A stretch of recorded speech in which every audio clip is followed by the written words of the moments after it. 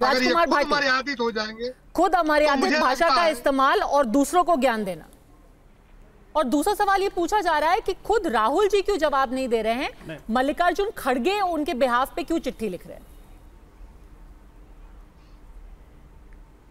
पदमजा जी, जो आपने कांग्रेस के एक विधायक को कोट किया कि उसने ये कहा है कि जो गर्दन काट के लाएगा उसे इनाम दूंगा, संपत्ति दूंगा, ये बहुत ही चिंताजनक है, न केवल भाषा की मर्यादा के लिहाज से बल्कि ये सोच बहुत खतरनाक है देश के लिए। अगर कोई व्यक्ति अपने विरोधी का सिर काटने की बात करता है तो देश में लोकतंत्र कहाँ बचेगा, देश में गृह युद्ध छिड़ जाएगा, देश खत्म हो जाएगा। तो मैं इसकी घोर निंदा करता हूँ, लेकिन मैं इस बात की प्रशंसा करना चाहूँगा कि आलोक शर्मा जी ने स्पष्ट शब्दों में उसका विरोध किया और ये तक कहा कि उसके खिलाफ जो कानूनी कार्रवाई बनती हो करें, और कांग्रेस आला कमान से भी मैं मांग करूंगा कि उसके खिलाफ कार्रवाई करें।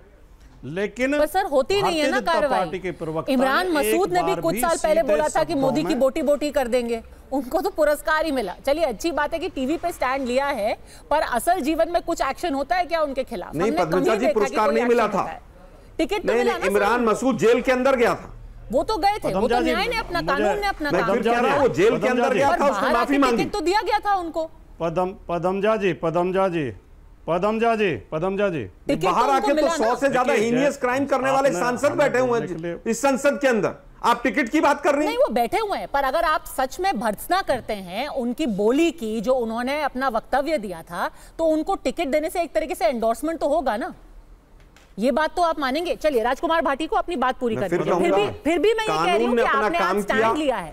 उन्होंने 4 बार माफी मांगी और ऑन कैमरा माफी मांगी। अच्छा ठीक है, उन्होंने 4 बार माफी की। बीजेपी के लोग जिन्होंने गोली मारने की बात की उनको पारितोषित नहीं किया गया? ठीक है, उन्होंने 4 बार माफी मांगी तो फिर उनको माफ कर दिया गया। राजकुमार भाटी अपनी बात पूरी। जिन लोगों ने रामजादे और हरामजादे इस देश की जनता को कहा, पद्मजा जी, जिन लोगों ने रामजादे और हरामजादे 2017 में इस देश की जनता को कहा दिल्ली के अंदर, उस महिला को केंद्र में 6 महीने बाद मंत्री नहीं बनाया गया? ठीक है, मेरे पास 20 एग्जांपल है मेरे पास। ठीक है, राजकुमार भाटी अपनी बात पूरी करेंगे, फिर धीरेन्द्र सिन्हा। देखिए, मेरे साथ आपके इस शो में अन्याय हो रहा है। मुझे अब 15 सेकंड केवल बोलने दिया गया, जिस तरह और लोगों को सुना गया मुझे भी सुना जाना चाहिए था। और पदमजा जी, आपको इसमें गेम नहीं खेलना चाहिए कि आप मेरे मतलब मैं कह रहा हूं जो आपके शो में बोला गया मैं उसकी बात कर रहा हूं। आलोक शर्मा, अगर इतिहास की बातें उठाएंगे, दल हैं वो, और मैं आपको पूरा वक्त अब वापस दे रही हूं, बोलिए। नहीं, जब मैं बोल रहा था आपने बीच में ये कहना शुरू किया कि कार्रवाई नहीं हुई है, ये नहीं हुआ, वो नहीं हुआ। आपके शो में आलोक शर्मा ने स्पष्ट शब्दों में निंदा की है, कार्रवाई की मांग की है, पार्टी से भी और कानूनी कार्रवाई की भी। इस बात की प्रशंसा आपको भी करनी चाहिए, मैं भी कर रहा हूं, और दर्शक भी समझ रहे होंगे कि कौन साफ मन से बोल रहा है। जफर इकबाल जफर भाई बार बार घुमा रहे हैं बात को, इफ एंड बट लगा रहे हैं, किंतु परंतु लगा रहे हैं। और भारतीय जनता पार्टी के किसी भी नेता ने नीचे से लेकर ऊपर तक, जो बीजेपी के एक नेता ने कहा राहुल गांधी की जीभ काट के लाएगा उसे इनाम दूंगा, एक ने कहा राहुल गांधी जो हस्त्र तुम्हारी दादी का हुआ वही तुम्हारा होगा, कोई राहुल गांधी को मूर्ख बता रहा है, पागल बता रहा है।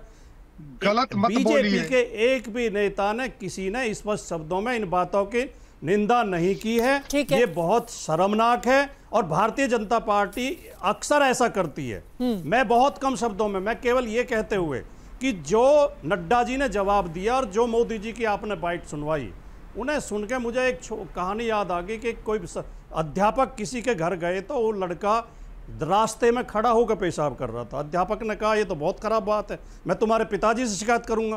पिताजी कहाँ तुम्हारे? उसके पिताजी छत पे खड़े होकर पेशाब कर रहे थे।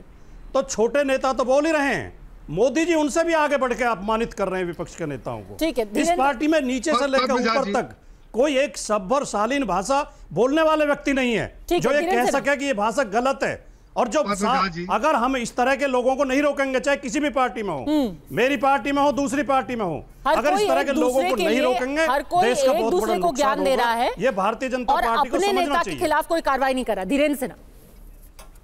पद्मजा जी, देखिए, जिस तरह से कांग्रेस के प्रवक्ता ने कहा कि गोली मारने की और उनकी दादी की तरह, मारवा ने क्या कहा था उसको, ये मतलब इनकी आईटी सेल ने काट करके दिखाया।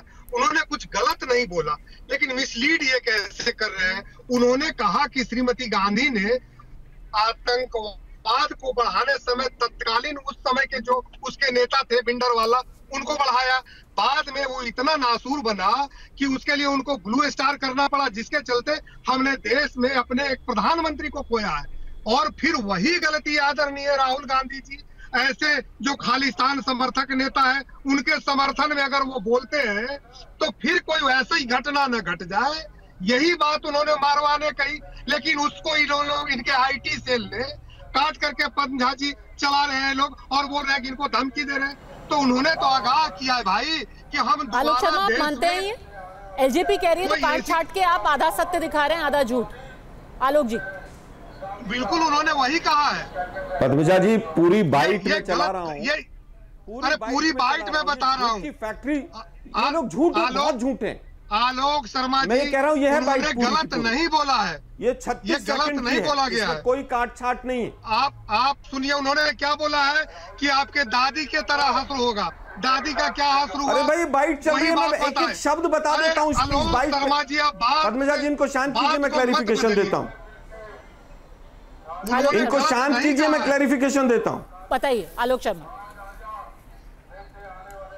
अब दिक्कत यह है कि जो आदमी सरेआम धमकी दे रहा है कि राहुल गांधी तू बाज आ जा, नहीं तो तेरा भी हर्ष वही होगा जो तेरी दादी का हुआ था।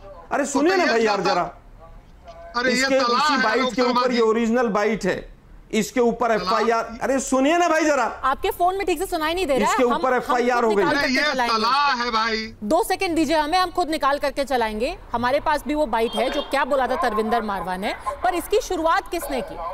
सिन्हा जी, इसकी शुरुआत की किसने? ये टीवी 9 की ही बाइट है पद्मजा जी, टीवी 9 की ही बाइट है। बताइए सैयद जफर इस्लाम। और कांग्रेस का दावा है कि आप इफ एंड बट मत कीजिए, आप खुल करके बोलिए कि ये गलत है। देखिए मैंने कहा ना कि हर चीज का कॉन्टेक्स्ट होता है, पर्सपेक्टिव होता है। ये जो बढ़ा दो फैन बिट्टू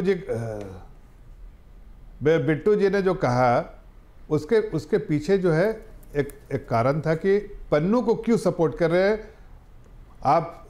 बाहर की धरती में है, देश के बाहर जाके पन्नू जैसे लोग जो देश का बहुत बड़ा दुश्मन है उसको आप पन्नू को सपोर्ट किसने किया? सपोर्ट कर रहे हैं। ये जो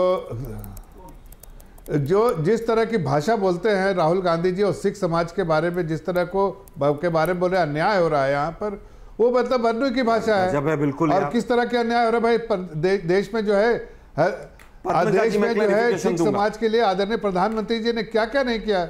लेकिन आपने तो सिख समाज को मारा।